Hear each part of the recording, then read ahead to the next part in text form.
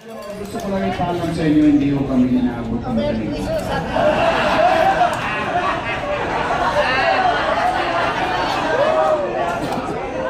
Purilyas.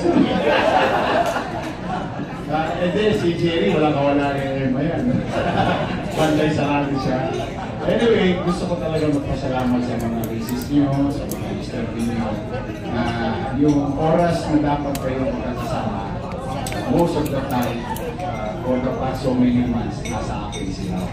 At binibigyan kami ng katiwasayan, papanatagan, na sila, sinisigurado ang aming kaligtasan sa bawat lugar na pinagpupuntahan. Yan, dahil yan sa Antigong Maynila. Thank you very much. Konti na lang. Konti na lang. Makikita ko ulit kayo sa Platserero.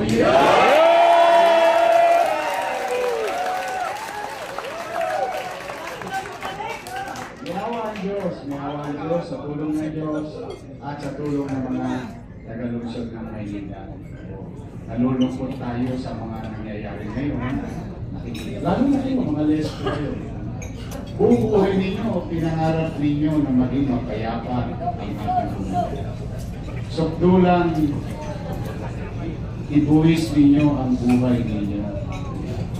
Para lang yung mga tulongges hindi maghari-harian sa kalsada ng Manila. You've done so much service to the people of Manila. Now you're retired. Parang lahat ng pinaghirapan ninyo nung panahon na kayo'y pulis, nauwi sa imbornal lahat. And you don't like that. I know in your heart, in your mind, you don't like it. Because you have kids, pero may mga pamilya. Most of you continue to live in Manila. Because this is where you were born, some of you, or this is all your life, you've done service to our fellow Manilas. Nakakalungkot lang. Yung kaayusan na ayos natin, yung kapanatagang na ibigay natin sa mga tagalungsod ng Manila. Lahat parang nawalang isang kulang. Kaya awa ang Diyos sa tulong ng mga tagalungsod ng Manila at sa tulong niyo rin, ibabalik natin ang kapanatagan sa Manila.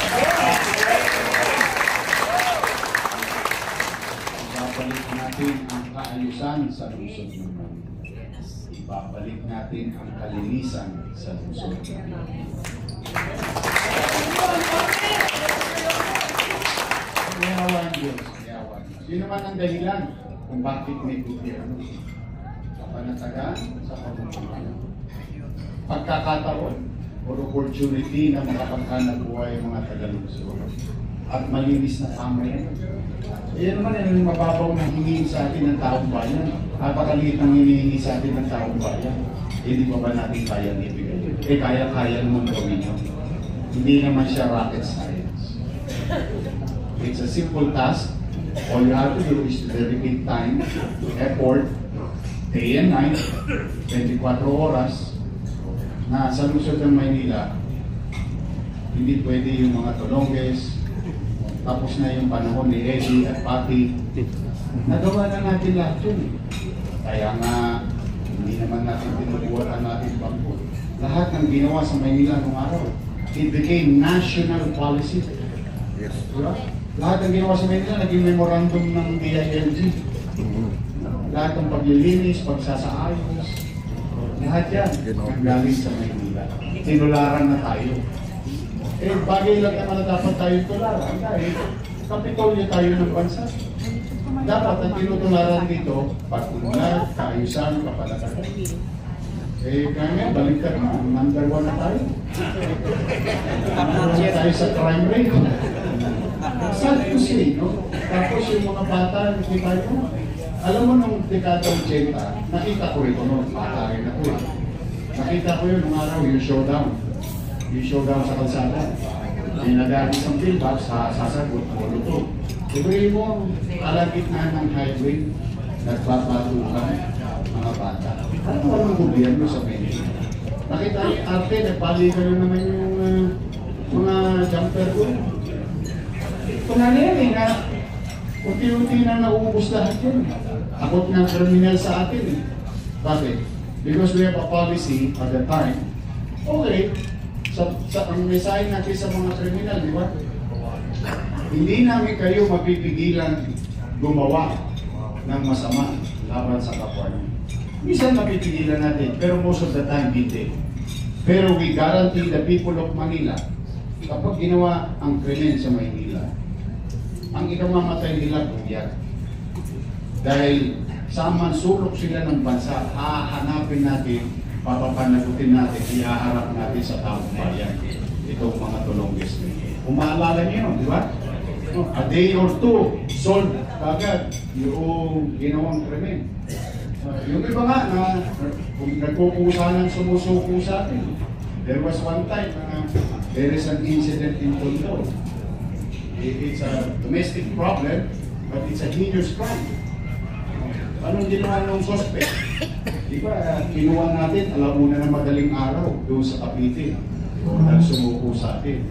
Dahil alam niya, either way, sumuko siya hindi, it's a matter of time, mahuhuli siya. Dahil ginawa niya yung krimen sa Maynila. Eh yun naman talaga ang hinahangad sa atin ng tao sa lungsod ng Maynila.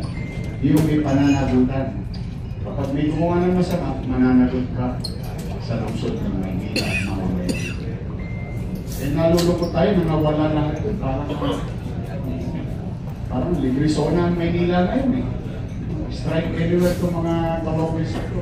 So, if I needed you before, I needed you more in the coming days. Eh, kayo pa naman eh, ang tatalas din yun.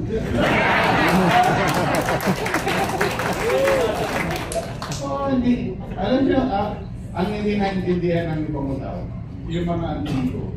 Tumayo lang yan sa kanto, alam niya nakagad kung sino yung snatcher. Alam na, kinikilos pa lang.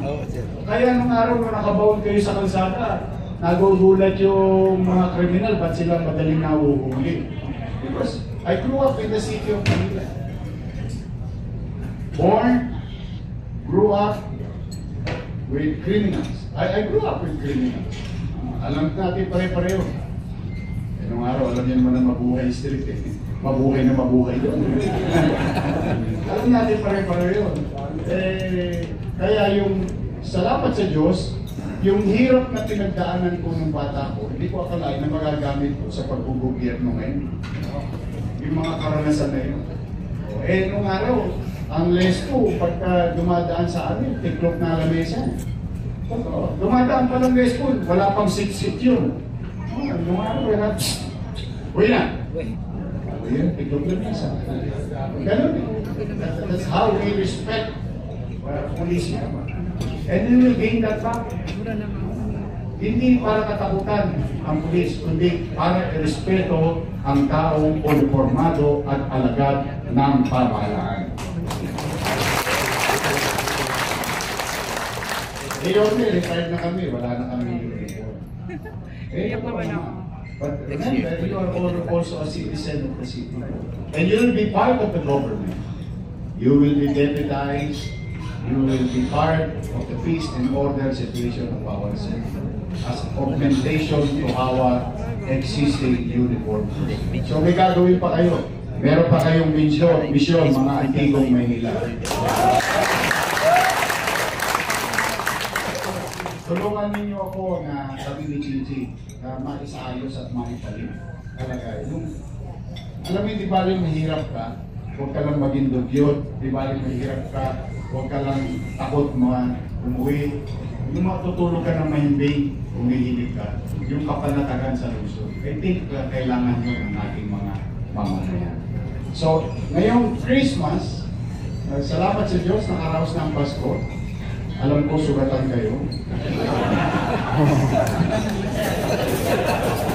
Inom! Inom! Puro tos ka sa minabot ninyo. Eh ako naman, papasalamat naman ako kay Butch. Sabi ko, Butch, ako, inulo mo na yung antigo. Tatapusin ko na yung mga commitment ko sa kaya tayo nagkasama-sama na yung But then again, salamat sa Diyos, nakaraos ang Christmas, buhay pa kayo.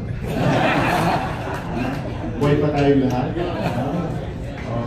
Ako, sa mga asawa ha, na nandito, bigyan nyo ng maraming vitamina yung mga asawa nyo. Kaya umabot tayo ng Mayo. Matindi pa itong laban natin. Pero papaalala ko lang sa inyo, may regla itong restaurant na ito. Hindi naman.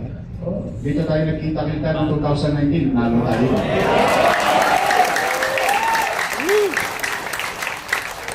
Kumaya sa Kampana, magandang pangit tayo ito. Tuloy-tuloy ang regla. Anyway, Merry Christmas sa inyong lahat and thank you. Now, it's 2025. Ang wish ko, maging malusog kayo. Yun naman importante sa lahat ngayon. You can enjoy the remainders of your birthdays. No? Talagang gano'n. Pasasaan ba? Una-una lang yan. Kaya natin mauna na yung mga kriminal. Abahan ninyo, palakasin nyo ang inyong katawan. Magtatrabaho kayo ulit sa pamahalaan.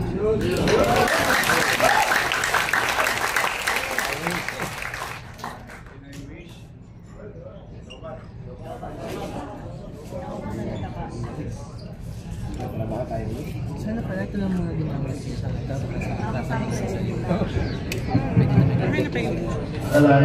Marami akong memory sasabihin ko.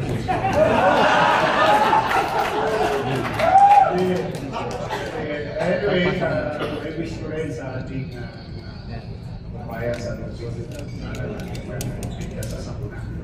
Sunod-sunod ang sakuna. Magkami sa Tondo, no? Dalawa sunod. Oo, sa Tondo. May malapit sa upo. 1, 2, 3, saka 1, 3. Magkasabay. So, Kagabi lang, no? Kagabi. ayos ang buhay ng bawat pamilya natin. At kapayapaan sa mga. Yes. Not only in our city, not only in our country, but in the world. We've been seeing news. Maaaring hindi ba dyan, naisip natin, tayo naman sa atin yan. Pero, yun, napiktado rin tayo economically. Tayo, alam mo yung the back of your mind, sa baba. Kaya siguro, tayo lahat, sa Diyos, manalangin tayo, kapayapaan. Para na lang sa anak natin, huwag na sa atin. Kasi, hindi ko alam, inabot yung kayo 1940s dito. I've seen, not experience, but I've seen the worst forms. Yun ang pagpapot. Kaya hanggang kaya natin tayo mga, halimbawa, nabigyan ng pagkakataon. Walang limit eh. Dapat ang desisyon natin ay tumus. Meron din. Kasi di adult PTV na mahihili ito. Wish natin sa ating mga leaders sa bansa. Wish them well also. At President, Vice President, Senate, Congress, and the Secretaries of the country will have good health and better judgment. Will have better judgment and wisdom sa kanilang pamumuno. Tayo naman,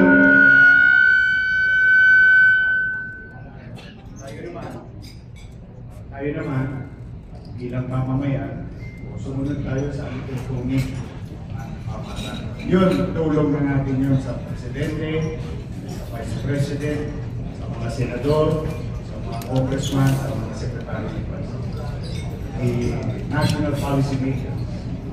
Hindi lang mamamayan. Kasi at the end of the day, tayo rin magkikita sa finance, mga kapwa natin.